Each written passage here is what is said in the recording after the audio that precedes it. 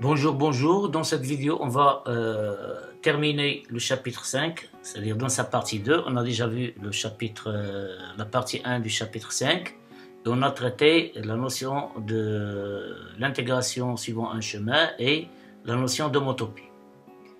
Alors dans cette partie, on va voir quelques théorèmes intéressants dans l'analyse complexe, comme théorème de Liouville, qui dit que toute fonction entière est bornée sur C est une fonction qui est constante. Voilà la preuve. Prenons une fonction f qui est entière sur C. Puisqu'elle est entière, donc elle est holomorphe. C'est déjà vu que toute fonction analytique, elle est holomorphe sur n'importe quel ouvert de C. Et on va voir dans cette partie le théorème de Morera sans le montrer que toute fonction holomorphe, elle est analytique. Ça veut dire il y a égalité entre ces deux ensembles, fonctions analytiques sur un ouvert et les fonctions holomorphes sur le même ouvert. Pourquoi? Parce que parfois, on utilise le théorème de Liouville uniquement lorsque f est holomorphe. Donc si elle est holomorphe, alors elle est entière, donc on peut appliquer le théorème de Liouville. C'est pour cela que j'ai fait cette remarque. Alors puisqu'elle est entière, notre fonction, elle se développe en série entière au voisinage de 0. 0 appartient à C. Donc quel que soit R section positive, quel que soit Z appartient au disque ouvert de centre 0 de R, f de Z est égal sigma de AN Zn, n super est égal à 0, Z moins 0 à la puissance n, donc il reste Z à la puissance n. Avec les coefficients AN sont donnés par la formule qu'on a déjà trouvée dans la partie 1 de ce chapitre, 1 sur 2 pi, l'intégrale sur le cercle de centre 0 de rayon R orienté positivement, de f de xi sur xi à la puissance n plus 1, dxi. Maintenant, on va s'intéresser aux constantes, ou bien, les coefficients de la série AN.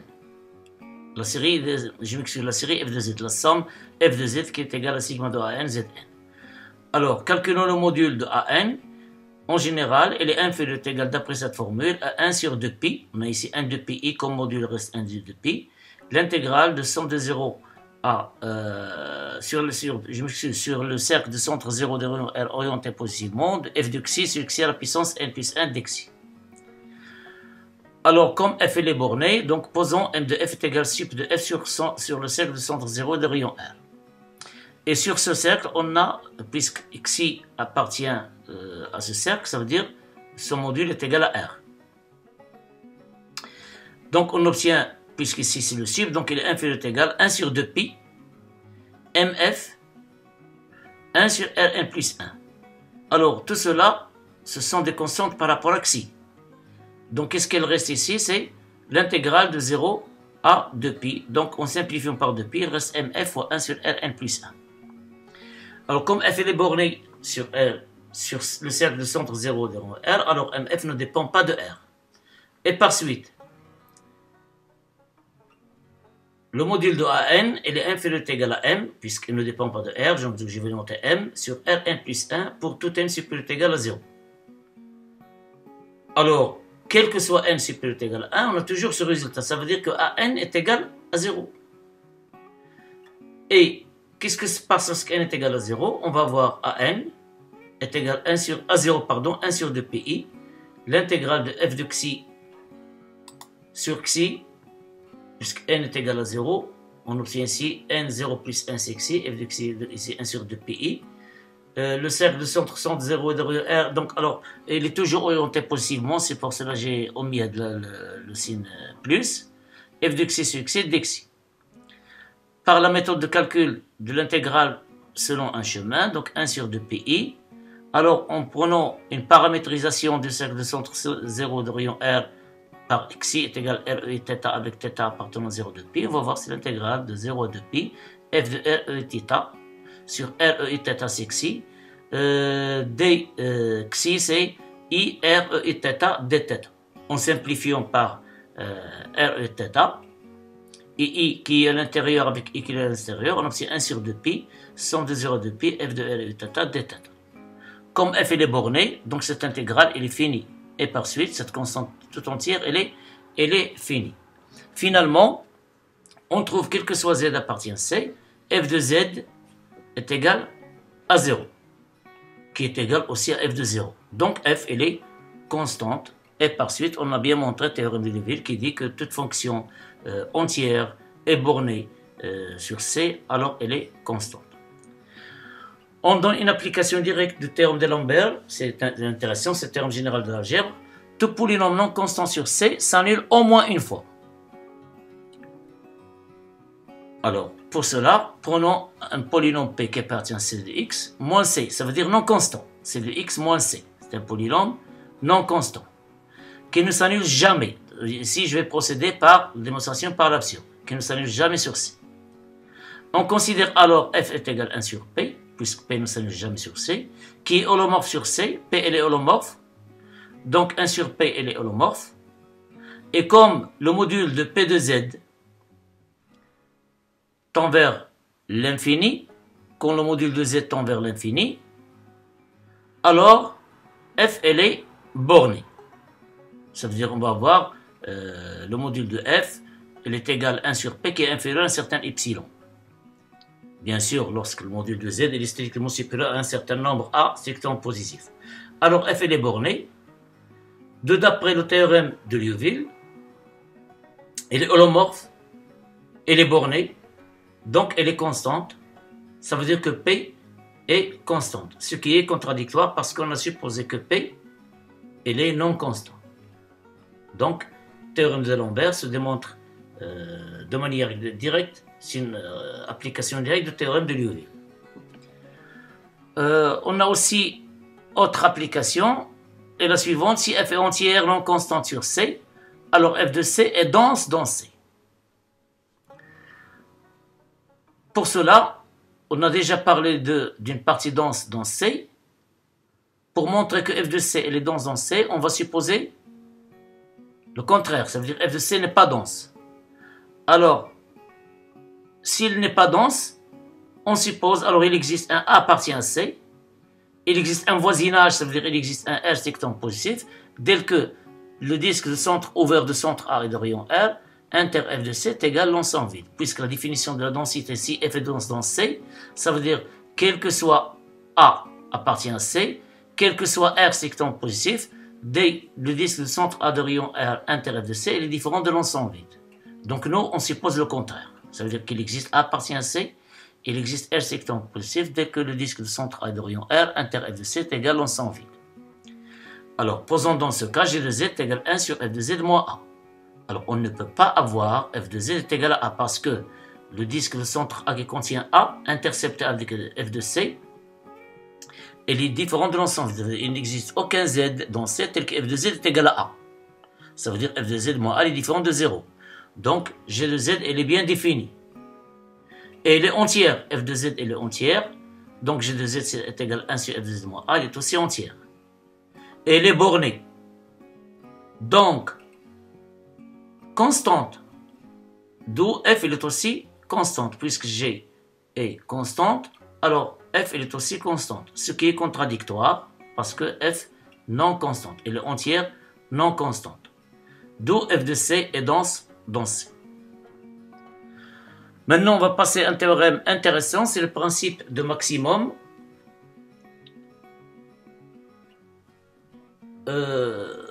Pour lequel, pour le démontrer, on va utiliser ici un corollaire qui est déjà donné lors du chapitre 4 concernant les principes de prolongement, théorème de prolongement analytique. Alors voilà, soit oméga inclus dans C un domaine, c'est-à-dire un ouvert connexe, et soit f une fonction holomorphe sur oméga. S'il existe A appartient à oméga tel que le module de f de Z est inférieur ou égal à f de A pour tout Z appartient à ce oméga, alors f est constante sur oméga. Alors soit oméga inclus dans C, un domaine, et soit f une fonction holomorphe sur oméga. S'il existe A appartient à oméga tel que f de Z, module de f de Z il est inférieur ou égal à f de A, pour tout Z appartient à oméga, alors f elle est constante.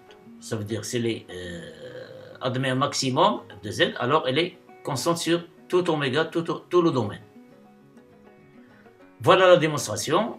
Soit R strictement positif, tel que le disque fermé de centre A et de rayon R est inclus dans oméga. Donc ici, je vais donner une illustration, on va la voir. On a f de A est égal à 1 sur 2 pi f de z sur z moins A sur l'intégrale, pardon, on a f de A est égal à 1 sur 2 pi, l'intégrale de f de z sur z moins A dz sur, selon le cercle de centre 0 et de rayon R orienté positivement.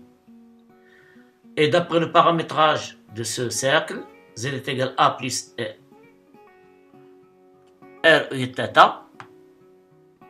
Ici, c'est pas 0, je m'excuse, c'est A, 0, mais c'est pas 0, c'est A.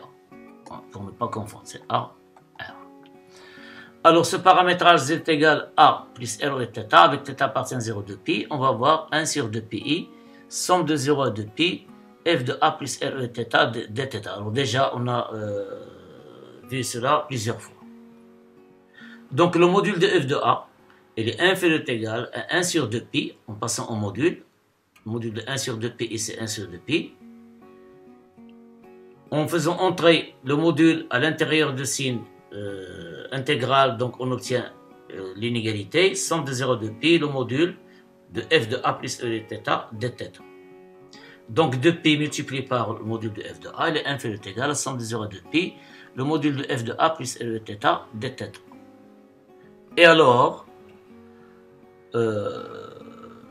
cette partie 2pi f de A, 2pi f de A n'est que 2pi f de A, c'est, pardon, je m'excuse, je fais,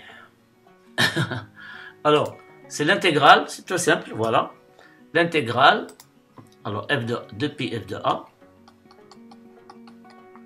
c'est l'intégrale de somme de 0 à 2pi de f de A dθ, puisque f de A ne dépend pas de θ. Donc c'est 2pi f de A.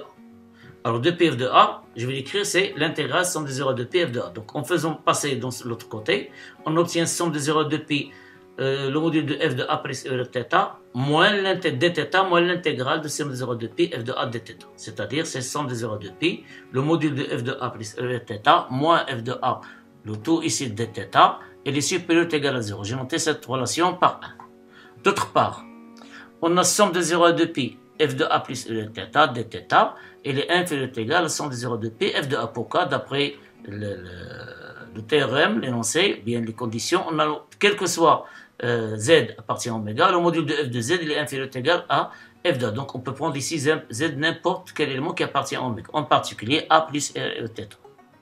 Donc il est inférieur ou égal à somme de 0 de pi f de A dθ. Alors ici A, je l'écris comme 0, c'est pour cela. F de A dθ. Donc, somme de 0 de pi f de A plus R de θ moins f de A dθ, elle est inférieure ou égale à 0. Donc cette relation, j'ai noté 2. D'après 2, 1 et 2, qu'est-ce qu'on conclut? Que somme de 0 de pi f de A plus R de θ moins f de A dθ est égal à 0. Et comme f de A plus R de θ moins f de A il est inférieur ou égal à f de A, en général, quel que soit l'élément ici, donc, si j'ai retenu de Sénéa, f de A plus R de θ. Moins f de A il est inférieur ou égal à 0, alors on obtient f de A plus R de θ en module, moins f de A est égal à 0. Et ce pour tout θ qui appartient à 0 de pi. D'où, quel que soit θ appartient à 0 de pi, il y a égalité entre ces deux modules. F, le module de f de A plus R de θ est égal au module de f de A.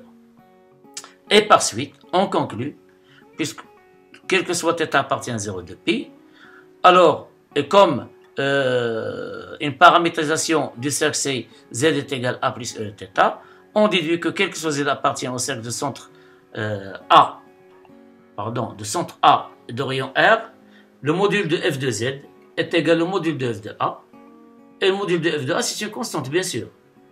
Ça veut dire que notre fonction f elle est constante sur ce cercle. Alors voilà notre domaine, voilà notre A, voilà le cercle de centre A de rayon R. Alors, f elle est constante sur ce cercle. C'est ça? Donc f elle est constante sur... Donc nous, on a intérêt à montrer que f elle est constante sur tout le domaine oméga.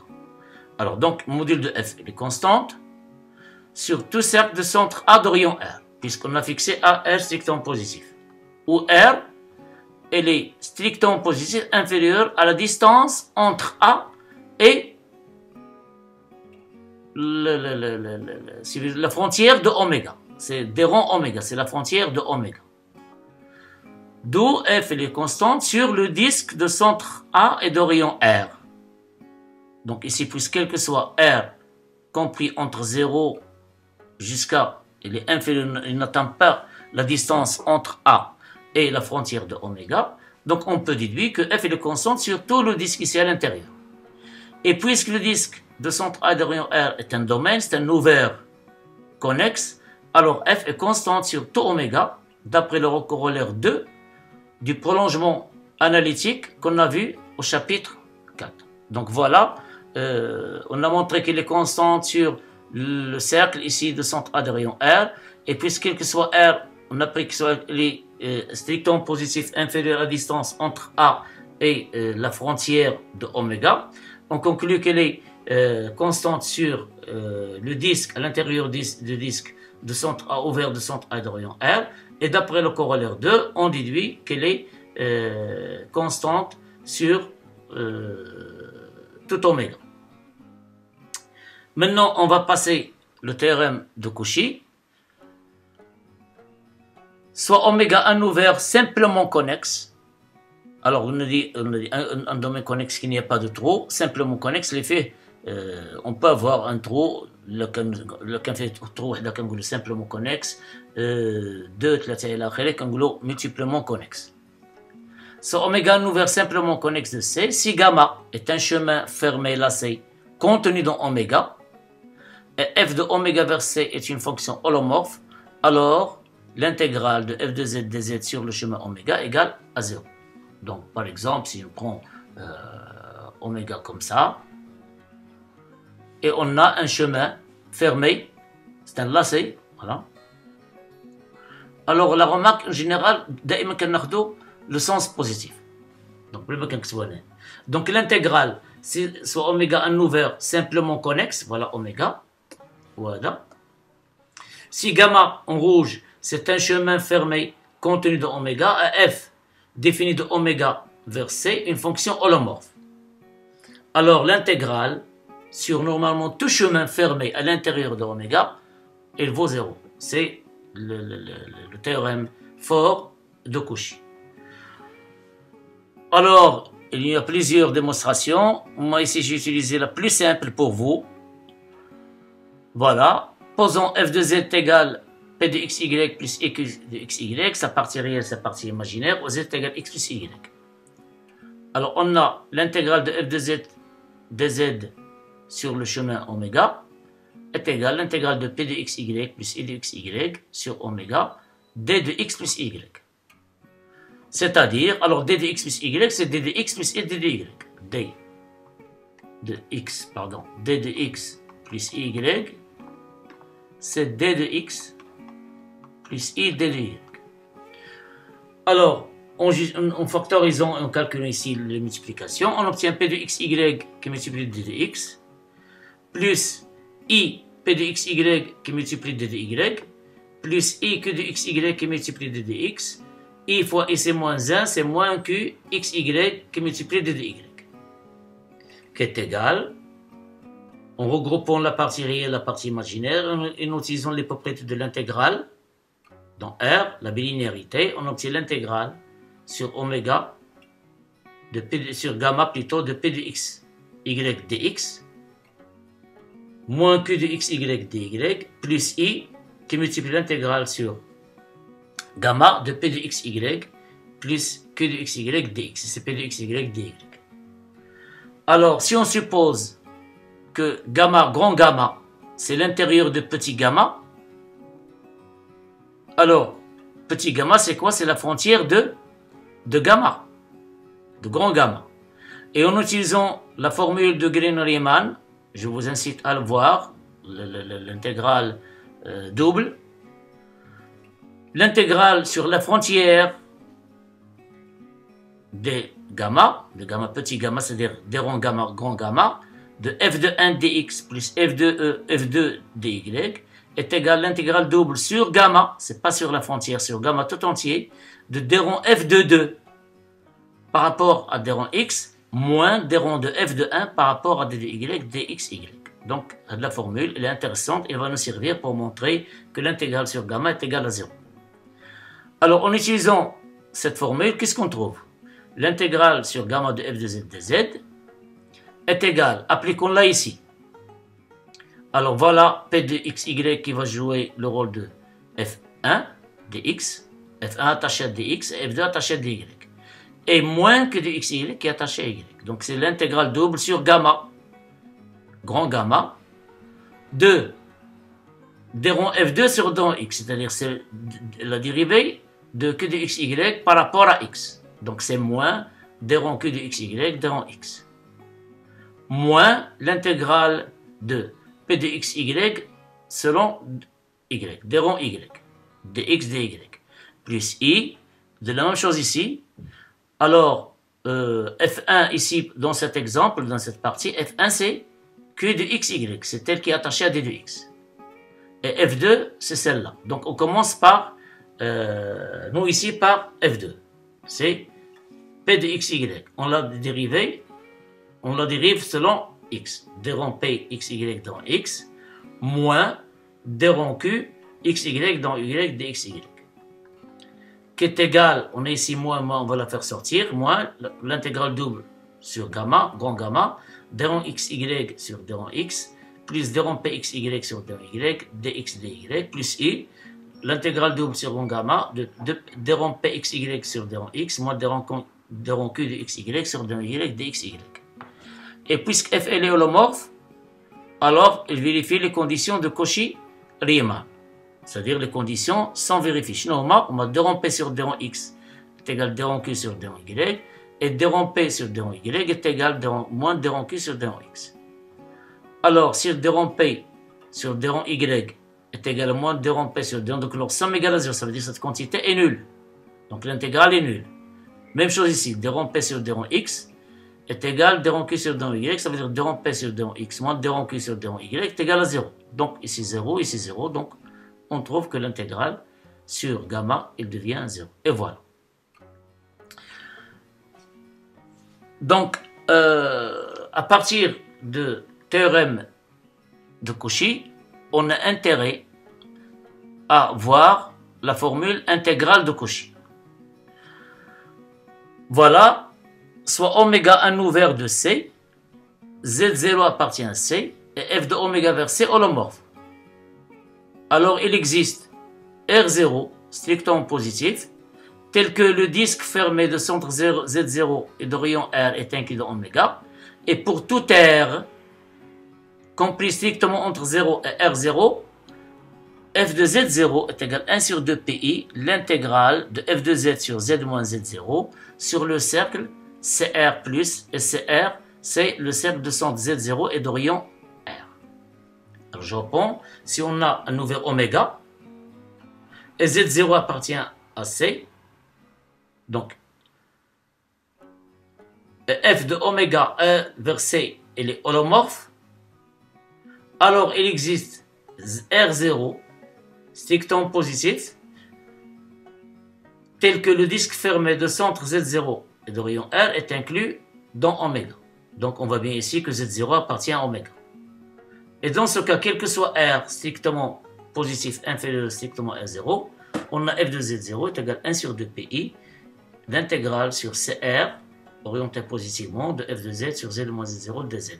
Et CR, c'est le cercle de centre Z0 et de rayon R. Alors, voilà un schéma illustratif, un dessin illustratif de ce phénomène. Donc, voilà oméga. Voilà un Z0.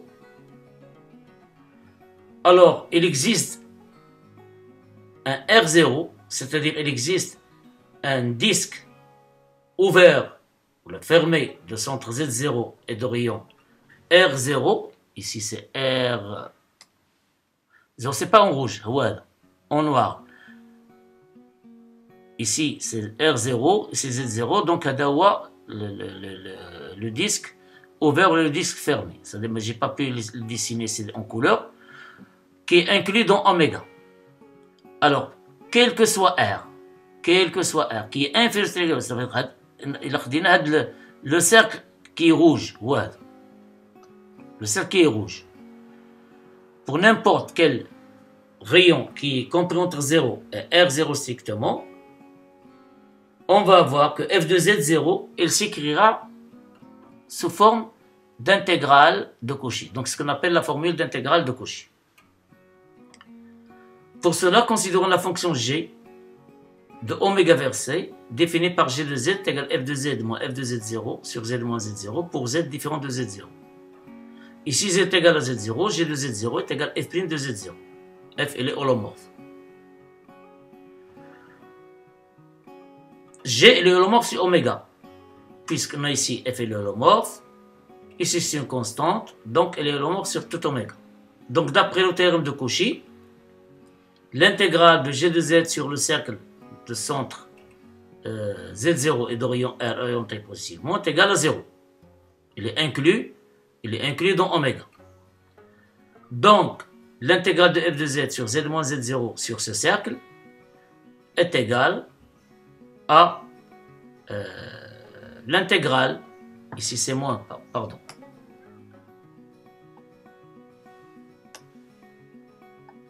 est égale à l'intégrale de cette quantité qui est égale à l'intégrale de f de z sur z moins z0 sur le cercle CR de z moins l'intégrale de f de z0 sur z moins z0 sur le cercle CR dz.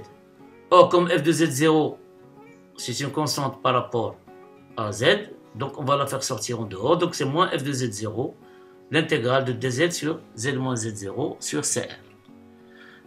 En prenant le paramétrage de CR habituel, z0, z est égal à z0 plus r de θ, avec θ appartient à 0 de pi, on trouve l'intégrale de f de z sur z moins z0 sur le cercle de centre z0 et d'orion r est égale à f de z0.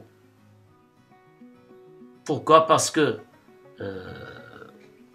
f de z moins z0 est égal à f de z0 somme de 0 à 2 pi f i r e i θ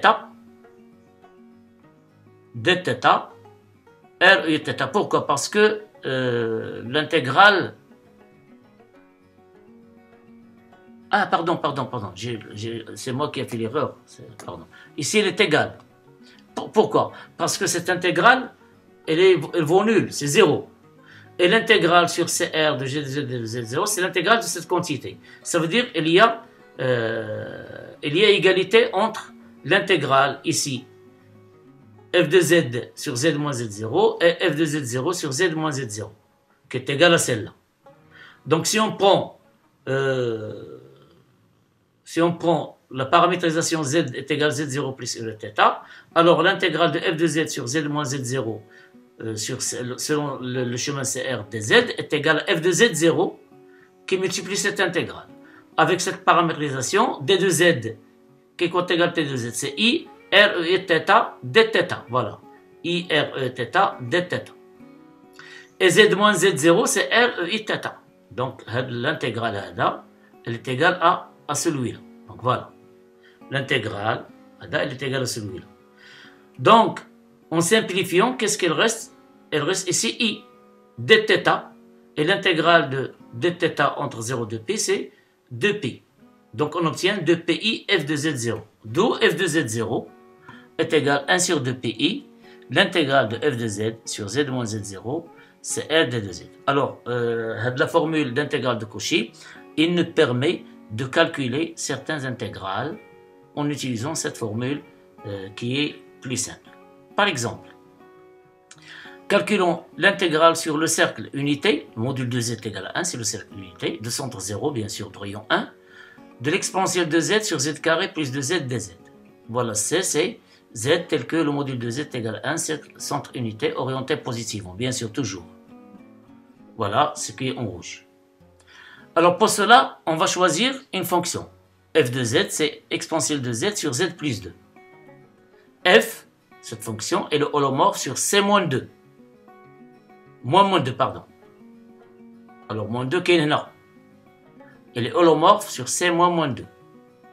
Le disque unité de centre, le disque unité qui est en rouge, de centre 0 devant 1, elle est contenue dans C moins 2, c'est à l'intérieur. Donc d'après la formule d'intégrale de Cauchy, on a l'intégrale de E de Z sur Z carré plus 2Z sur le cercle, unité, dz, elle est égale à F de Z, sur Z. E de Z sur Z carré plus 2Z, on va l'écrire c'est F de Z sur Z, avec F de Z égale E de Z sur Z plus 2. C'est égal F de Z sur Z, D de Z. Et d'après la formule d'intégrale de Cauchy, alors ici c'est Z0, à quoi est égal? C'est 0. Donc F de Z, Z moins 0, sur 1 de pi, donc elle est égale F de 0. Et 0 c'est l'intérieur, c'est le centre de le disque. Donc elle est égale 2pi fois F de 0. 2pi fois F de 0. En calculant F de 0, c'est l'exponentielle de 0 c'est 1, ici c'est 0 plus 2, c'est 1 demi. Donc 1 demi fois 2pi, en simplifiant par 2, il reste pi. Voilà, on a pu calculer cette intégrale facilement en utilisant la formule d'intégrale de Cauchy. Un autre exemple, calculons l'intégrale sur le même cercle unité orientée positivement de cosinus de z sur z au cube dz. Alors pour cela, voilà, j'ai intérêt à rappeler qu'il y a égalité entre l'ensemble des fonctions analytiques sur un ouvert et les fonctions holomorphes sur un ouvert. Donc ici, je rappelle uniquement, je ne vais pas le démontrer, vous pouvez le chercher, mais qui nécessite si je suis le bagage pour bien comprendre la démonstration. Rappelons d'abord un résultat essentiel dû au théorème de Morel. C'est que toute fonction holomorphe sur un ouvert oméga, elle est analytique. On a déjà vu toute fonction analytique, elle est holomorphe. Donc ici, c'est la réciproque. C'est-à-dire, Morera, dans un théorème qui est constitué de 4 assertions, il y a 2 assertions, il y a équivalence entre ces deux ensembles. C'est-à-dire toute fonction analytique, elle est holomorphe et la réciproque, elle est vraie. Donc le but, on va l'utiliser. Pourquoi le NAO, j'ai pas utilisé beaucoup de notions, surtout de l'indice. L'indice, je n'ai pas parlé de l'indice. Alors, pour les gens sociaux, les gens qui veulent apprendre beaucoup de choses sur l'indice complexe, vous pouvez trouver ça dans différents supports. Alors maintenant, donc si f est holomorphe sur oméga, et z0 appartient à oméga, alors elle est analytique en z0, et par suite, quel que soit z qui appartient au disque de centre z0 de rayon R, on a un développement entier de la fonction f de z. C'est somme de n égale à 0 de l'infini à n z moins z0. Avec an, qu'on a déjà trouvé dans le chapitre 4, est égal à n est égal la dérivée d'ordre n de z0 sur le factoriel n, qui est égal 1 sur 2pi. On a montré que an est égal à cette forme. Et on sait que an est égal à la dérivée d'ordre n z0, le développement de Taylor, donc on se l'a dit. Et an est égal 1 sur 2pi f de z, z moins z0 à la puissance n plus 1 qu'on a vu au départ, au début de l'heure. Donc, et le cercle de centre R, c'est les centres de rayon R, c'est les centres en Z0 et de rayon R. Donc, AN, il peut être écrit sous cette forme. Ou AN, c'est Fn de Z0. Donc, la dérivée d'ordre n de Z0 multipliée par 2pi sur factoriel n est égal à de l'intégrale. À de l'intégrale de f de z sur z moins z0 à la puissance n plus 1. Ici, on a z à la puissance 3. Alors, revenons à notre exemple. Soit f de z fait le cosinus de z, holomorphe sur c. Donc holomorphe, donc analytique, etc. Donc en appliquant cette formule, donc f de z, c'est cosinus. Cosinus sur z moins 0 à la puissance 3, n est égal à 2.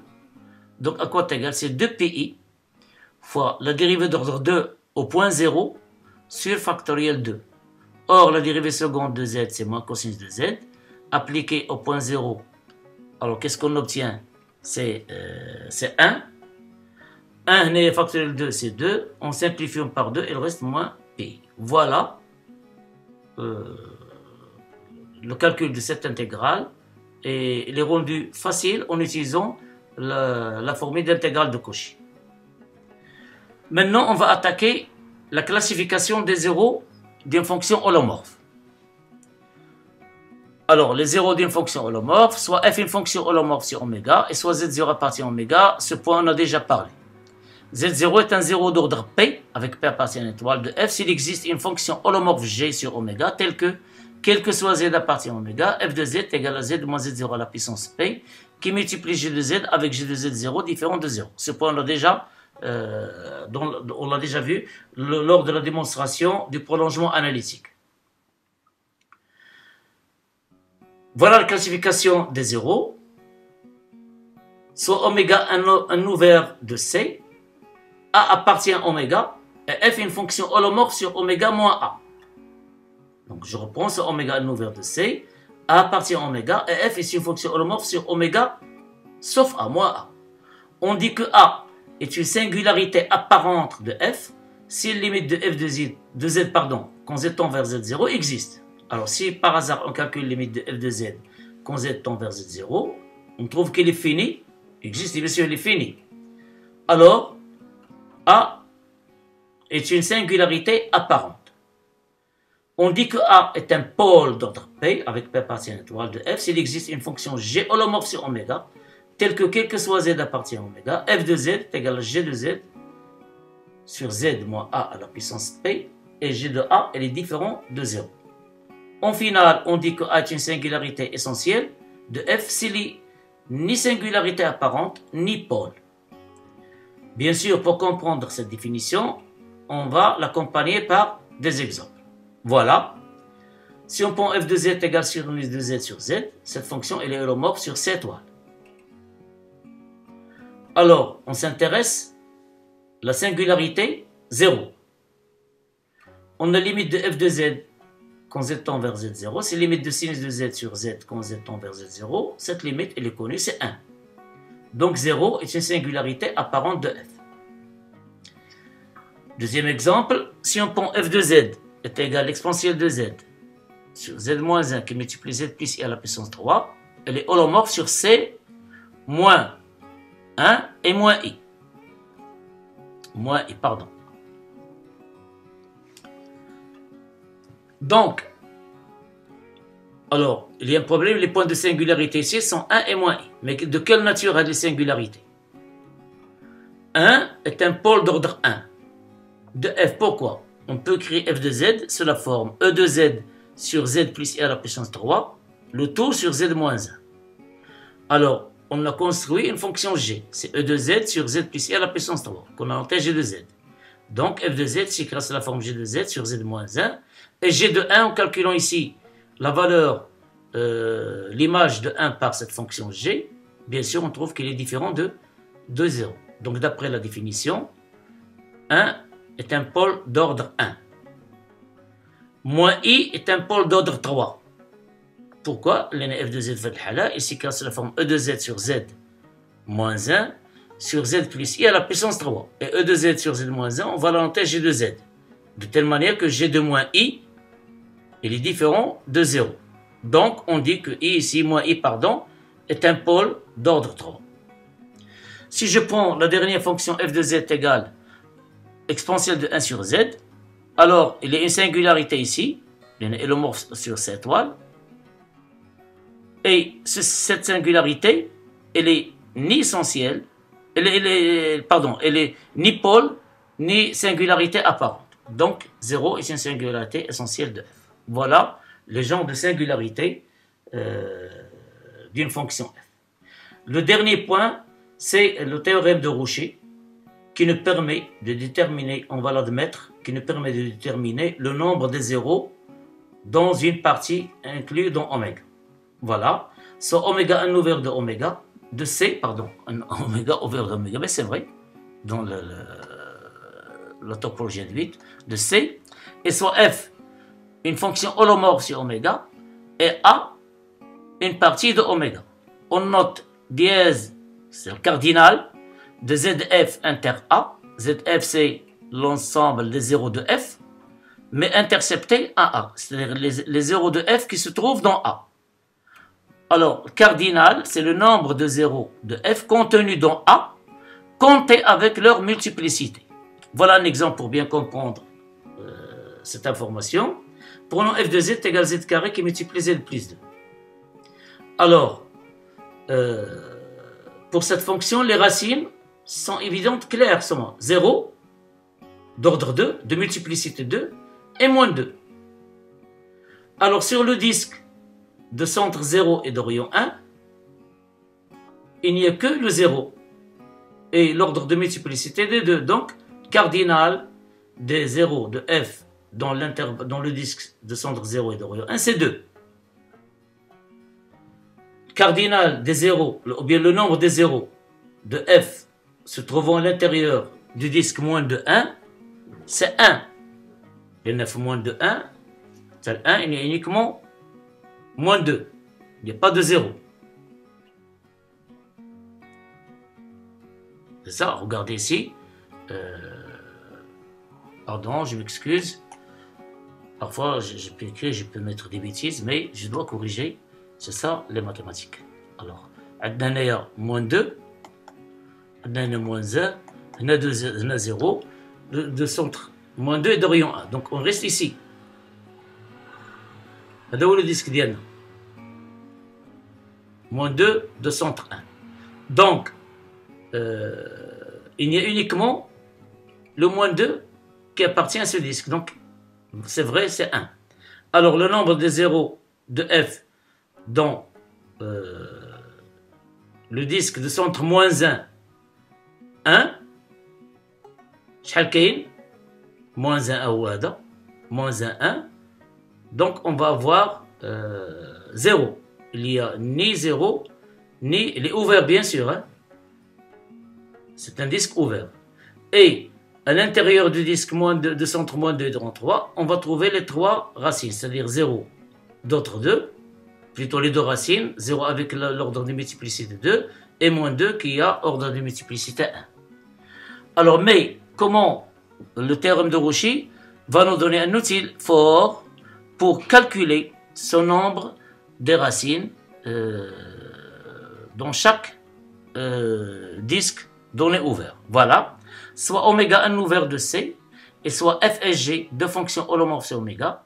Si D est un disque tel que le disque fermé est inclus dans oméga, et pour tout Z appartient à la circonférence, c'est-à-dire la frontière du disque, c'est gamma, on a le module de f de z, il est supérieur strictement au module de g de z, alors f et f plus g ont même nombre de zéros comptés avec leur multiplicité dans t.